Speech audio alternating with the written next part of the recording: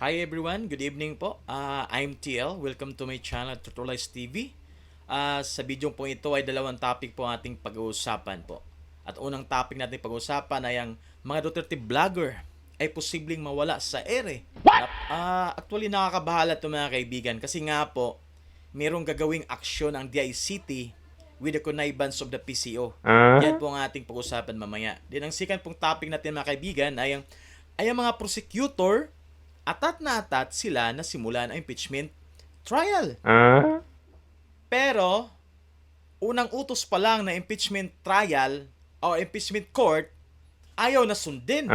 Oh my gula. Yan po ang ating pag-usapan mamaya. Pero bago po tayo magpatuloy mga kaibigan, magpasalamat muna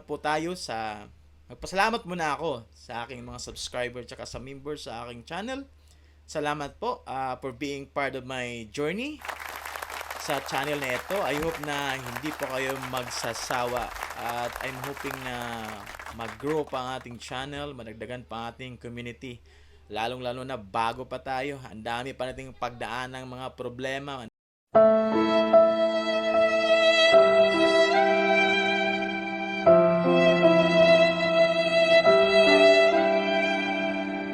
Basta marami pa mga kaibigan. Kaya salamat sa sama sa aking mga ups and down na aking channel mga kaibigan. Salamat. Lalong-lalo na sa aking mga matagal na subscriber na laging nakatunin sa akin. Mga kilala ko na, tumutulong, mga supporters. Salamat. So, yun na nga po mga kaibigan. Wala na pong patumpik-tumpik. Wala na po. Ito na po ang video ay ating panonoorin mga kaibigan.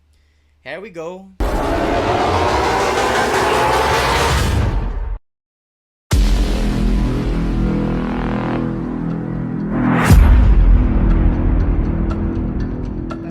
Unahin ko lang muna itong anti-Duterte pro-Marcos na propaganda na nabisto po ng ChatGPT. Nako po, nabisto. Bakit nabisto? Ano po ba yan?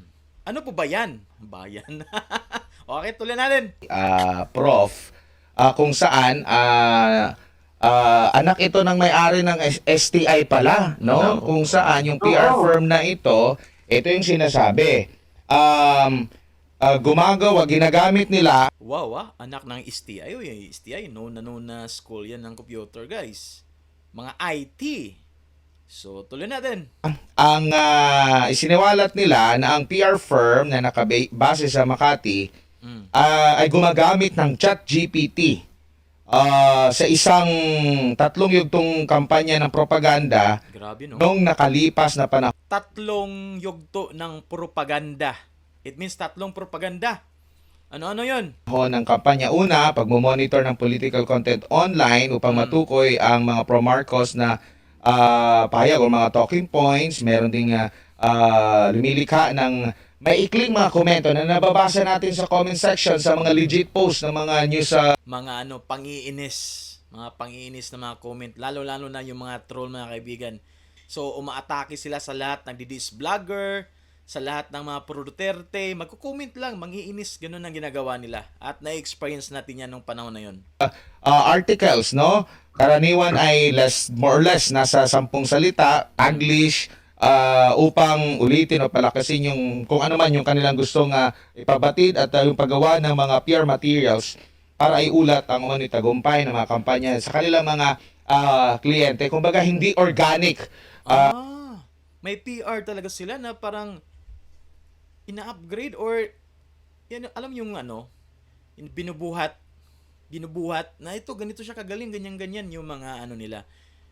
Pero nabesto yan mga kaibigan, yung tatlong propaganda nila. Prof, ano ang nakikita mo rito? Kasi sa ang pinapakalat nila lalo na sa Okay, tuloy natin, may gulay. Issue ng fake news. Ang mga nagpapakalat daw ng mga fake news sa itong mga pro-Duterte, mga supporters ni. Yun na nga ang masakit dyan eh. Tayong mga pro-Duterte vlogger, nagsasalita lang tayo kung ano yung ating manarinig sa mga politiko. Hindi naman tayo gumagawa ng istorya, di ba? Tapos sabihan tayo mga fake news. Sinasabihan tayo yung fake news kasi ayaw nila yung mga komento natin na natatamaan sila kasi nga mga balat sibuyas. PRRD, pero pagbabasahin mo naman yung klase ng mga opinion, napaka-organic. Pero ito nga, Oh, organic. Ako, organic na organic. nabisto mismo nung pinagamitan ng ChatGPT na merong ganito pong nangyayari, Prof. Well, Admar, alam mo, babalik tayo dun sa ginawa ng TRICOM eh. Yung TRICOM, naglabas ng listahan ng 40 katao, tapos ang allegation, 40 katao guys yung sinampina, 'di ba, para pumunta dun sa kongreso. Sayang hindi tayo nasali, no? Iba talaga, no, pag hindi pa sikat. May gulay. pondo daw ng Pogo, ng illegal drugs at China. Grabe naman 'yan. Mga pro Duterte vloggers daw sinuportahan or may nagpinance na mga podo, mga pogo or mga drug ganun. Grabe naman. At mismo ang nagsabi niyan sino daw? Si Barbers, 'di ba? Mismo sinabi niya mismo 'yon sa interview. So wala siyang immunity that time. Kaya nga kinasuhan siya ng ating mga vlogger. Sino yun? Silang Trixie Cruz, si Joey, basta yung iba. Marami. Okay, tuloy natin. Sa China. Sweeping yung statement na yan, pero nakakatuwa itong independent report at mismong ChatGPT ang nagsabi na nagagaling sa Pilipinas at ito'y Nabuking! Sinabi talaga nga dito galing sa Pilipinas yan. Naku po! identified na sa mga Marcos. So sino ang nagpapakalat ng fake news, Yan. no? Napakahalaga rin na Na-identify na Marcos ano yon. Kaya sabi ni Madam Prof. Tikela na sino ngayon ang nagpapakalat na fake news? tingnan natin na ang balita ko recently, merong sistema ang DICT Yan na na. makakadetect ng fake news, no? So plano nilang i-endorse sa Meta at ibang platforms. At nangako ang Meta na babawasan ng content kung itatag ng PCO na fake Ito po, ito yung pinakadelikado mga kaibigan. Ito yung sinabi ko kanina. Na if ever matuloy ang planong ito, I'm really sure ang target nila talaga mga kaibigan ay mga pro-Duterte vloggers. Or sabihin na lang natin na anti-administration vloggers. Yan ang biruin nyo yun guys ha. Gagawa ng ano ang aksyon ang DICT na ma-identify na daw ang mga fake news, tapos parang nirecommend nila sa Meta or sa lahat ng social media platform na ganito. Din ang binibigyan ng power na mag-tag ang PCO, yung sa Malacanang. So sila ang mag-tag, ito si Amborosio, fake news peddler. Delete na mga content niya. Ito si Amborosio. Ganun. So delikado yan guys, delikado. Bakit? Kasi diyan nalabas yung lalong-lalo na PCO na sa Malacanang. So kung gagamitan niya ng mindset na politika talaga mga kaibigan, delikado lahat ng pro-Duterte vloggers. Delikado po. So, what if lahat ng content natin, itag na lang nila na fake news? Sige nga. Or even hindi ka vlogger, guys. Or even Filipino citizen ka, nagkukomento ka sa kanila. Ito, ganyan. May account ka sa Facebook, sa YouTube. Basta may makita silang komento na ayaw nila, din itag nila as fake news, delikado. Napakadelikado yan guys. So, para ang mangyari dyan, nawala na yung ating freedom of expression dyan. Bakit? Kasi anytime pwede ka tripan eh. Pwede ka pagtripan. Na ito si mga fake sinasabi niyan.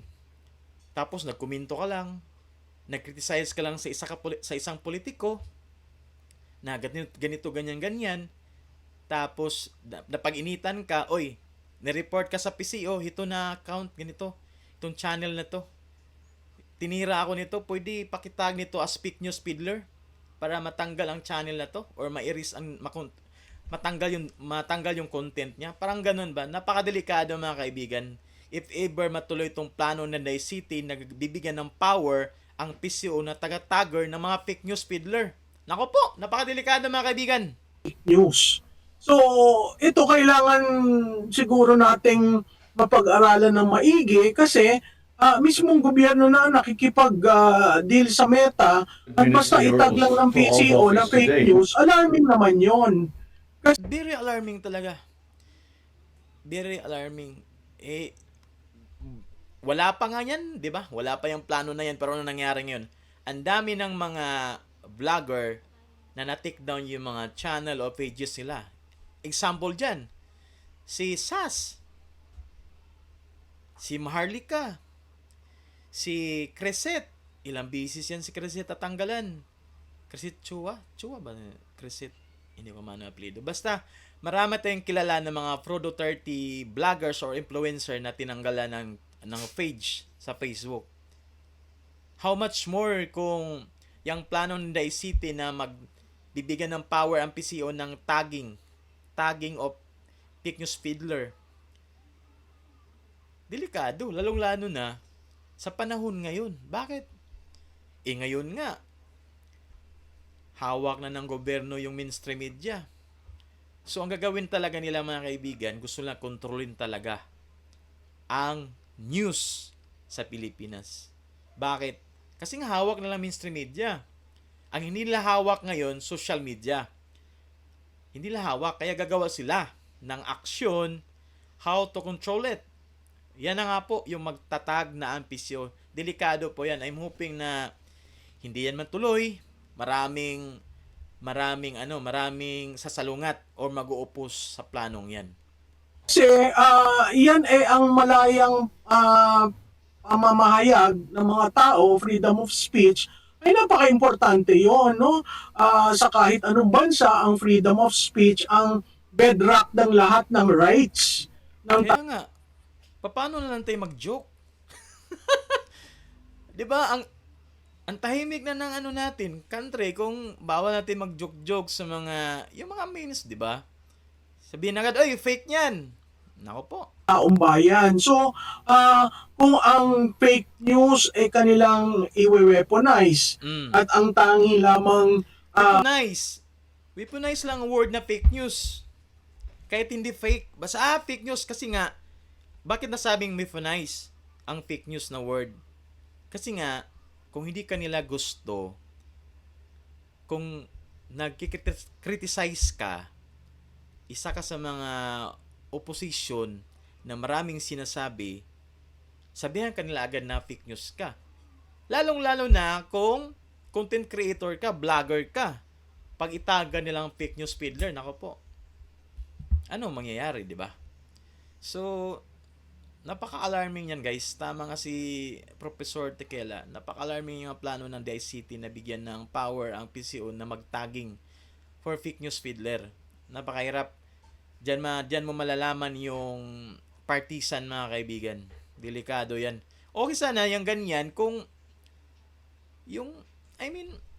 sulit talaga ba na ang point ng planong yan is para i-deal or hadlangan yung mga fake news na umaano sa media, pero hindi partisan or kumbaga hindi political party ang basihan. Kasi problema yan eh. Ang isang matatamaan talaga diyan, guys, mga Pro Duterte vloggers, at isa na ako doon kahit hindi ako sikat. Okay, tuloy natin. ina-accuse ng fake news ay ang mga galing sa kabilang partido o sa mga Duterte, hindi naman yata yun pagiging tama. Kasi ultimo yung public briefer na tao ng palasyo, Kilala nyo yun? Public briefer. Alam nyo na yan. Sino nga yan? Miss Professor Tequela? gumagawa rin ng fake news. 'Di ba? So dapat ayusin muna natin, maging fair tayo, kasi ang opinion ng tao ay opinion ng tao. Yeah, iba-iba ang opinion eh. For example, may opinion ako na hindi mo gusto, may opinion ka na hindi ko gusto, tapos dahil dyan, maging weaponize yung fake news na na yan, pwedeng sabihin mo sa akin na fake news ako. Tanggalin niya ng content niya kasi fake news niyan. Mahirap yan, mga kaibigan. Kumbaga, yung freedom of expression natin totally talaga affected sa aksyon na gagawin ng Dice City, mga kaibigan. Nasa ano na tayo ngayon? Modern na tayo. Modern na.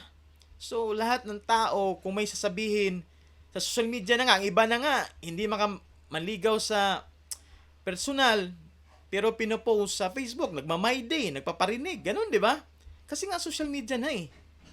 High-tech na. Pero yung pipigilan mo ang tao magsalita sa social media, mahirap yan. Hindi estado ang magde-decide niyan. Oo, may limitasyon, pero yung limitasyon ay hindi dapat parating i-invoke, lalo na kung ang estado ngayon through DICT at PCO ang mag-identify na itatag o yan fake news at Meta i-pull down mo. Napakadelikado, mga kaibigan. Lalong-lalo na pag kita nyo naman yan si maganda si dyan si Yosek Castro Maling-mali yun kasi kung titingnan natin, ang Pilipinas ay isa sa mga malalaking gumagamit Yeah, social media user talaga ang Pilipinas. ng Facebook. And eto nga, sila pala yung ang ginagamit na malimit nila panglaban dito kay VP Sara, yung salitang Princess Fiona, yung karakter sa Shrek, which is malimit nating nakikita. Oo. Sinasabihan na si BP Sara ng ganyan, pero okay lang ka BP. Hindi na mapiktit si BP kasi normal lang talaga pag nasa politika ka, ang dami talagang magkukutya sa'yo. Kukutyain ka talaga, kaya kung hindi ka balat sibuyas, okay lang. Pero pag balat sibuyas ka, huwag ka na lang magpolitiko. Ito, no, may mga memes, mga salita, tapos sa paulit-ulit. Umabot pa nga sa punto na copy-paste na. Iba-ibang profile pero copy-paste yung prof. Kumbaga isang tao lang, may 10 account, ganon. Lahat ng comments same lang. Oh my gulay. Siguro, Admar, isang paraan ng SMNI para matulungan ng publiko, magkaroon kayo ng campaign, ano ba ang fake news, ano ba ang paggamit ng Maganda ang idea na yan na pinopost ni Professor Tequela sa Isiminay. Pero yun nga ang problema, mga kaibigan. Alam naman natin ang Isiminay, SMNI, ay pinag-iinitan. In other words, kita naman natin sa lahat sa mga live nila, di ba? Ilang page ba ang meron ng Isiminay ngayon? Mergikan sa Masa, Pilipinas ating mahal, ano ba yung isa? Isiminay Broadcast ba yun? Isiminay Broadcast? Tapos DCER ba yun? Kita nyo naman yung nila live, guys. Makita natin yung live nila. Ang baba ng reach. Diba? Kasi nga, kinokontrol sila. So, mahirap talaga, guys. Mahirap. hashtag, pag ang profile page ay nakalock, pag ang hindi authentic yung behavior online, pag nakikita mong pare-pareho yung sinasabi mo ang copy-paste o may tag team. Mahilig sila ngayon mag-tag team. Tag team, siyempre may mga yan sila, guys. Meron yan silang GC. Okay, ito topic natin ngayon. Ito yung i-comment yung lahat. Ganun yan mangiinis tayo ngayon. Ito, ganun. Ganun yan, guys. Siyempre, mga troll yun Awa dahil ginagamit sila sa isang masamang bagay para lamang kumita. Noon lang humarap ako sa Kongreso, parati kong sinasabi, yung troll farms, kaya nilang i-regulate dahil alam nila kung sino may troll farm Oo. Sino nga yun? Alam nyo, guys, kung sino? Paki-comment nga. Parang nasa live, no? Paki-comment nga kung sino yung may troll farm. Alam natin yan. Yung using influencers, kaya nila yung i-regulate rin kasi sino ba ang gumagamit ng influencer sa politika. So, basta doon lang tayo sa authentic behavior, wala tayong problema doon. Basta nasa opinion, kailangang conscious naman lahat nung pinatawag, meron na silang disclaimer na pinopost. Pero makikita mo yung kabilang site, doon mo makikita na talagang persecution. Yeah, correct yan. 40 na mga Frodo 30 vloggers ang pinatawag. Pero ang tanong dyan, ilan lang ba ang pinatawag ng mga nasa kabilang kampo ng mga vlogger? Meron ba? Isa, dalawa, tatlo? Parang ganun. Pag nakita kang pro Duterte, o isama yan. Lagyan ng fake news tagging. O iti-take down, o mawawala na lang basta-basta yung Siya, yun ang mahirap dyan. Nako po, kawawa naman tayo, no? Sa bagay, hindi pa tayo sikat. Hindi siguro tayo masama sa tagging ng mga fake news peddler. site mo. So, yung laban hindi patas. At sa tingin ko, lalong iigting yan hanggang 2028, hanggang sila'y nakaupo. Kasi how do you battle communication in an age of digital space? Lalong-lalo na kontrolado nila ang mainstream media at sila rin ang pinanggagalingan ng balita. Whether Yeah, kontrolado nila ang mainstream media. Tapos ngayon, gagawa ng aksyon ng DICT para sa mga fake news peddlers at bibigyan nila ng power ang PCO para hawak na nila mainstream media, hawak pa nila ang social media. Napaka-delikado. Paano na lang? In other words, ngayon ano na eh. Ang laban na ng yung social media na guys. Tapos, ano na lang ang laban natin kung kukontrolin tayo? Bawalan tayo mag-criticize. Ganun na lang yun. Nasana yung nasa constitution natin na freedom of expression. Nasa Bill of Rights natin talaga yan. Binigay talaga yan sa Bill of Rights para hindi ka mapigilan sa iyong mga opinion magsalita kasi nga freedom of expression mo yan. Nasa iyo na lang yan kung how you deal with it. Kung sobra ka na rin sa mga sinasabi mo, filean ka ng libel, di ba? Pero yun nga, bakit darating sa ganyang point kung meron naman tayong batas sa libel? So kung nasubrahan sila sa mga sinasabi nila, filean ng libelous, ganun lang, libel, di ba? Pero wag naman yung ganyan na magtatag ng fake news peddler. Delikado yan. Tsaka napaka-unfair, mga kaibigan. that is fake news or real, lugi ang taong bayan. Bago lang si Master Judea sa same topic kasi nga pro Marcos anti-Duterte itong propaganda na nabisto. Di ko lang. Katulad niyan, si Master Judea, vlogger naman yan. Naku, isa niya sa matag. Lalo na yung mga sikat natin yung mga vlogger dyan. Diba? Kilala nyo naman yung mga vlogger na sikat dyan. Mga matagal na. Mga Pro Duterte natin ng mga vlogger na sikat. Makilala nyo. Sa aking mga subscriber dyan, kilala nyo naman yan sila, diba? Kaya delikado mga kaibigan. Paano na lang kung matag as fake peddlers tayo lahat, matanggal yung mga channel natin, kawawa naman ng ating mga producer, mga DDS dyan. Wala nang mapanood ng mga sikat nilang vlogger.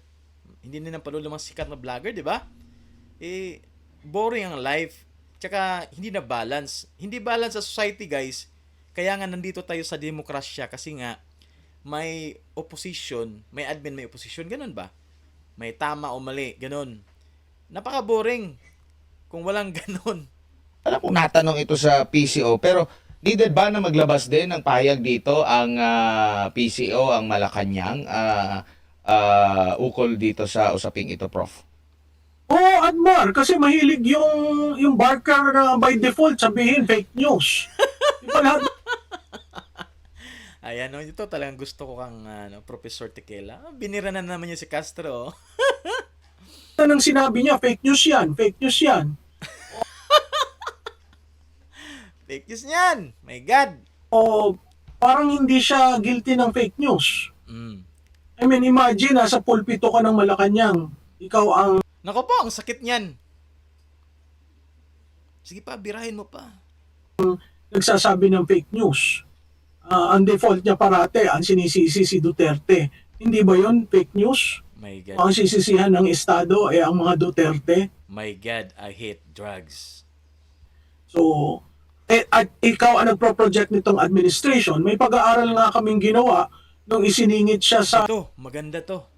May pag-aaral na ginagawa si Professor Tequila or magagawin siyang survey mga kaibigan regarding sa pagtalaga kang Yusik sa Malacanang. Kung ano ang epekto nito sa Marcos administration. Yan ang aabangan natin.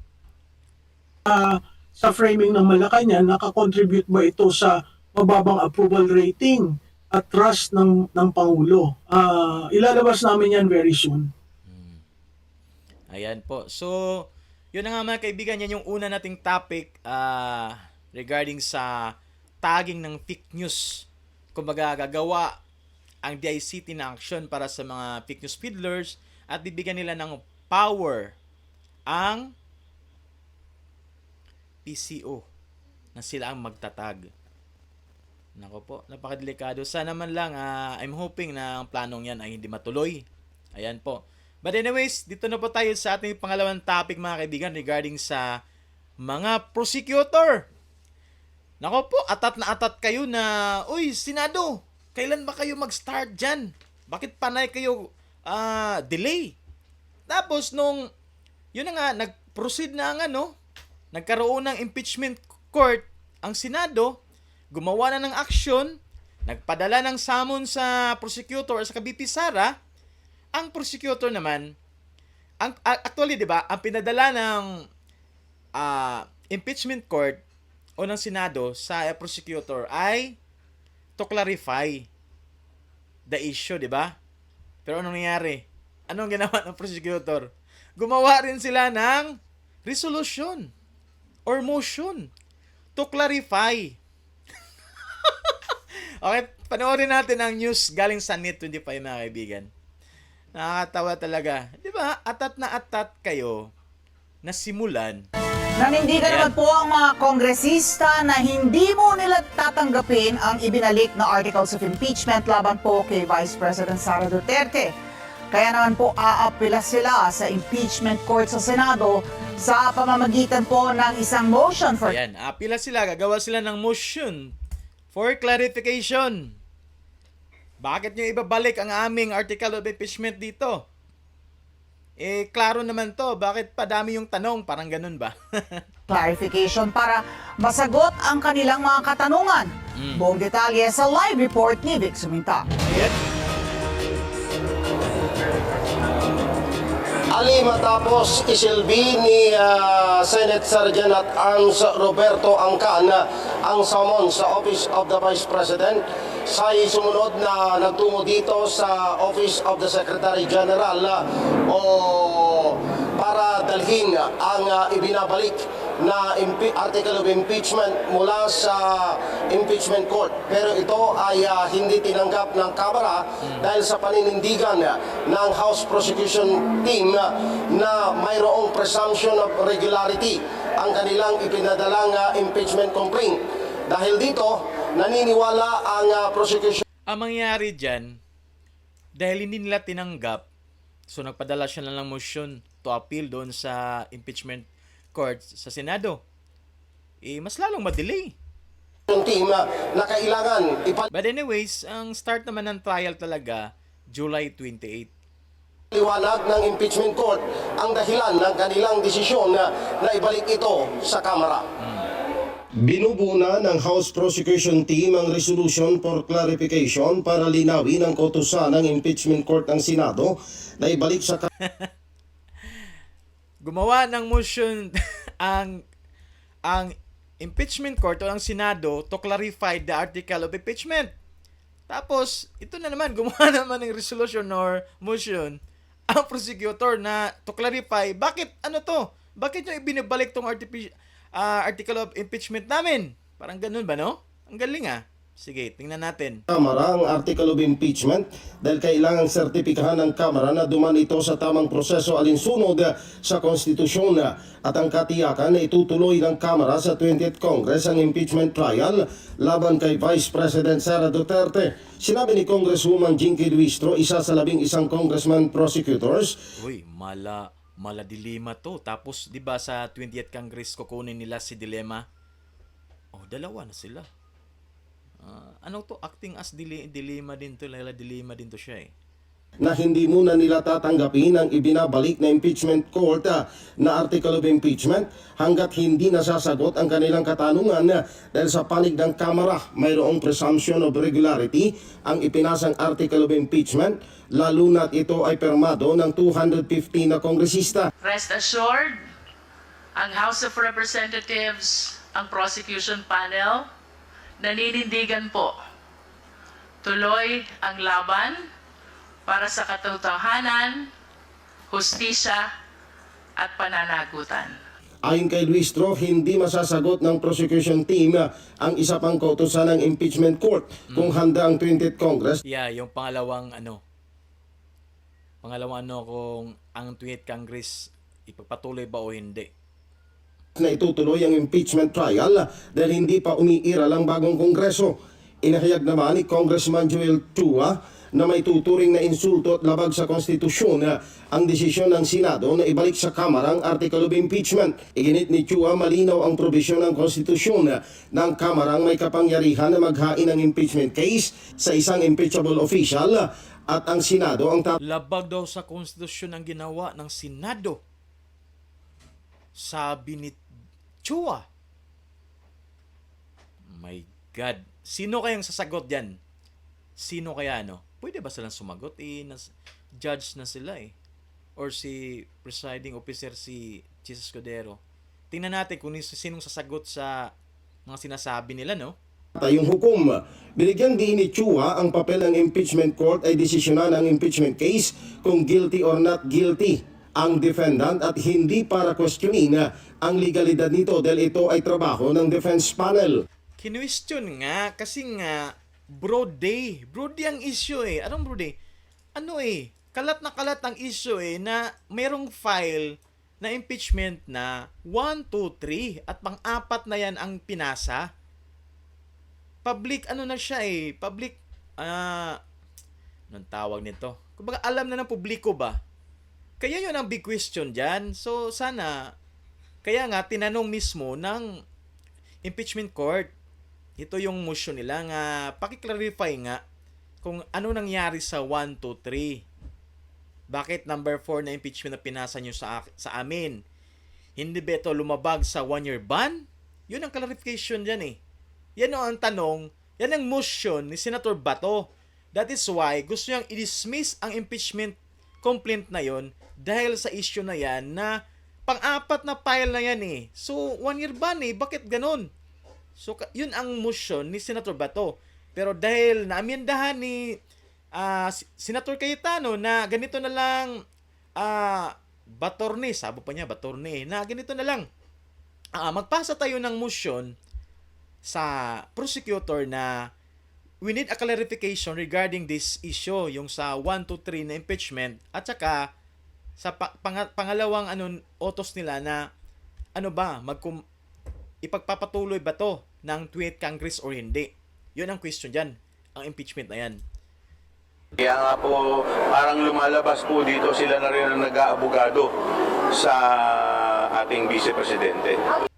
Judge nga sila, hindi ba sila pwedeng magtanong to clarify muna or judge nga sila, di ba? Wala din karapatan ang judge na wait, tingnan ko muna to.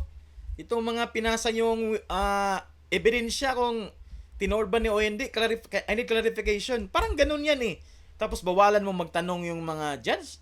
Yung binabawalan mo na ngayon ng impeachment court na mag-clarify sa mga bagay-bagay na confused sila. 'Di ba? I think hindi naman siguro. Nakakalungkot dahil maliwanag naman po sa rules on impeachment na sila rin mismo ang gumawa na dapat sila ay aakto na impartial o neutral. Pero ngayon po parang hinaharang po nila ang demokrasya. Neutral nga sila pero hindi mo pwede bawalan ng ibang judges na mag-question sa ipinasa na impeachment complaint. Dahil nag-question lang, sabihin mo na kayo nang umuabogado. I think hindi. 'Di ba? Dito sa ating bansa. Umaasa pa rin ang House Prosecution Team na ibabatay ng mga Senator Judges ang kanilang hatol batay sa ilalatag na ebidensya at hindi batay sa political affiliation.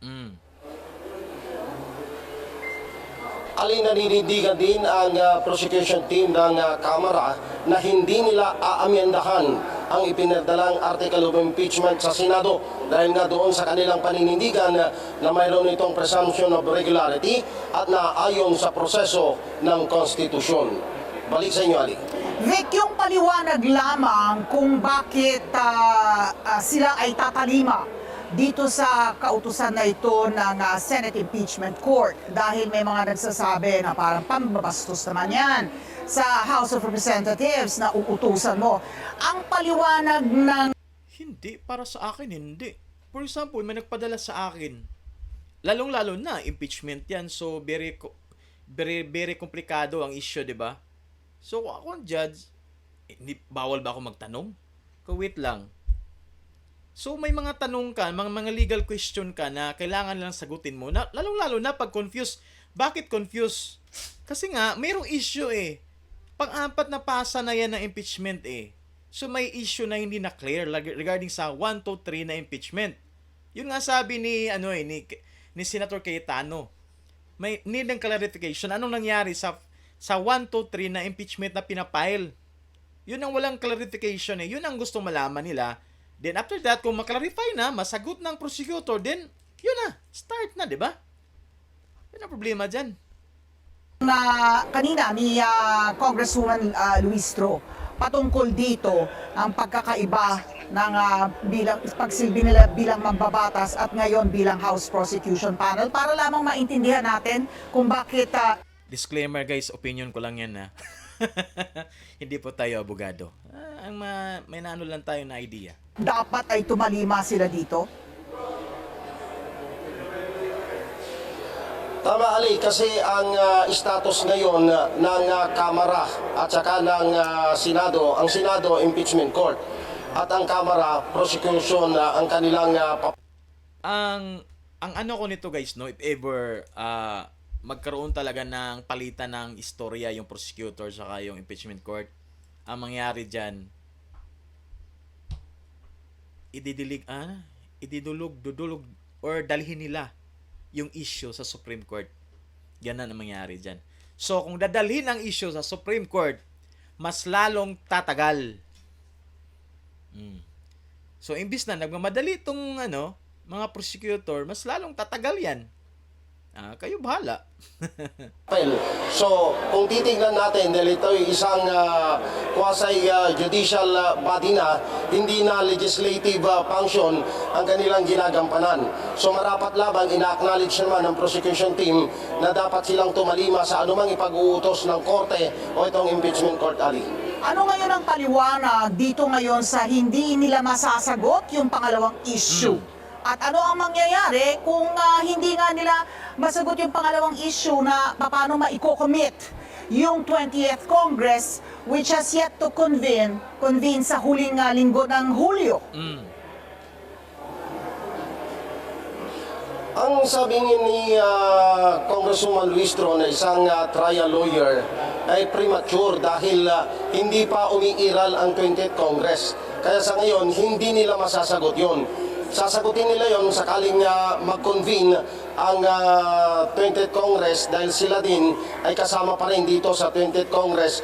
Doon sila magpapaliwanag o sasagot doon sa naturang kautusan ng impeachment court, Ali. Okay, at ito, nilinaw na hindi ito pagsuway sa Senado bilang impeachment court, ngunit itong kanilang motion for clarification ay Hindi daw pagsuway. Hindi ba pagsuway yan?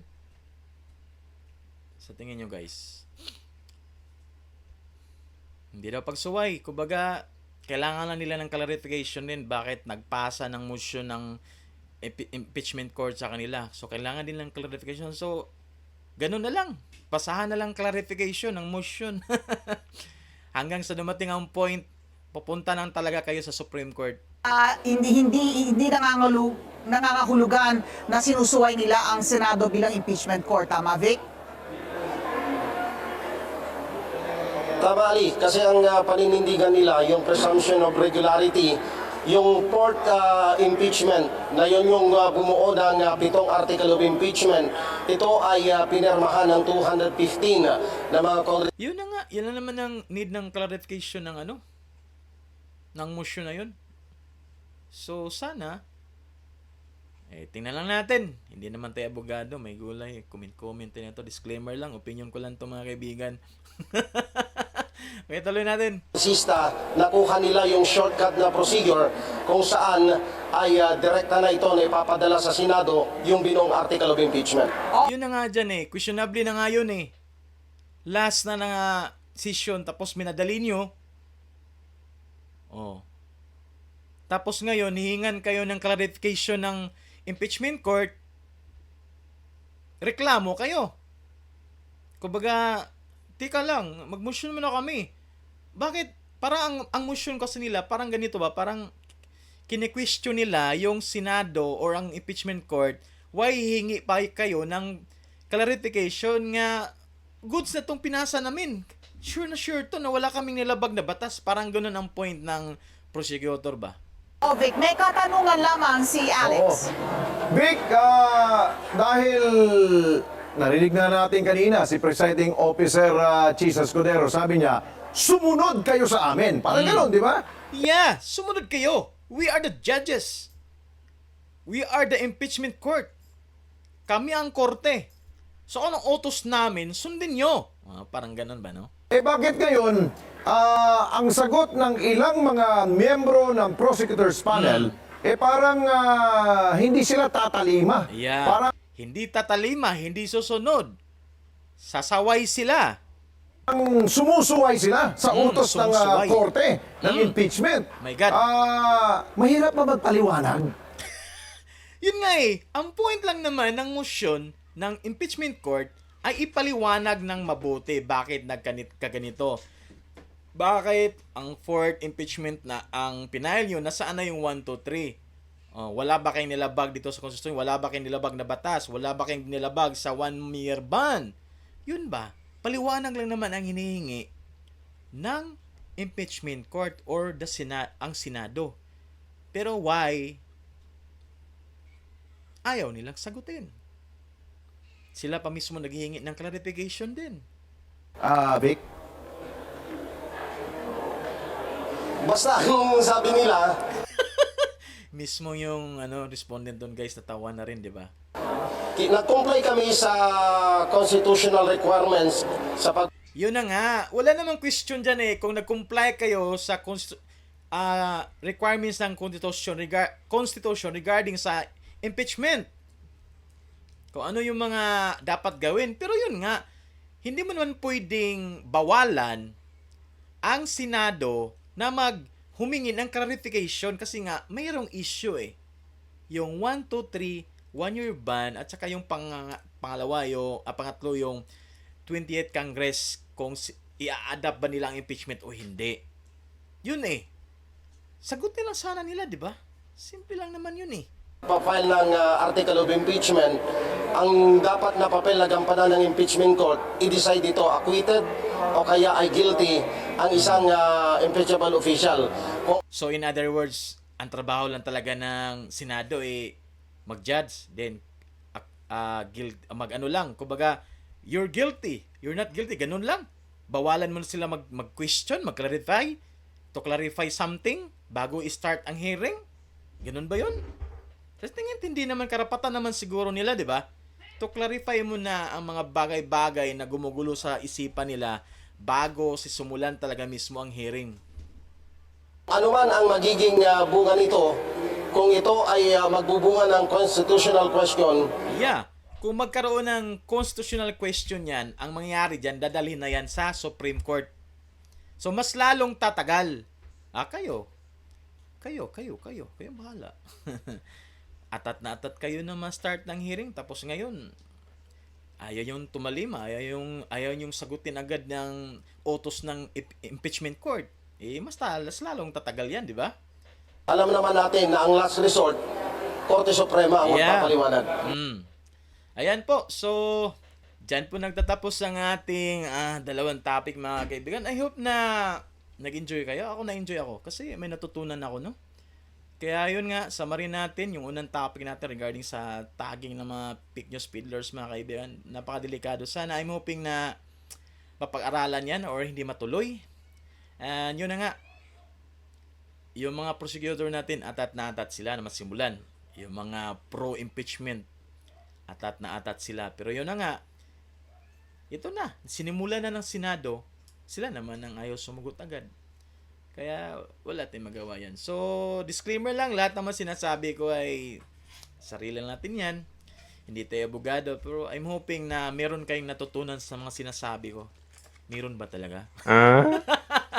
Meron ba talaga? Wala. But anyways, I hope nag-enjoy kayo.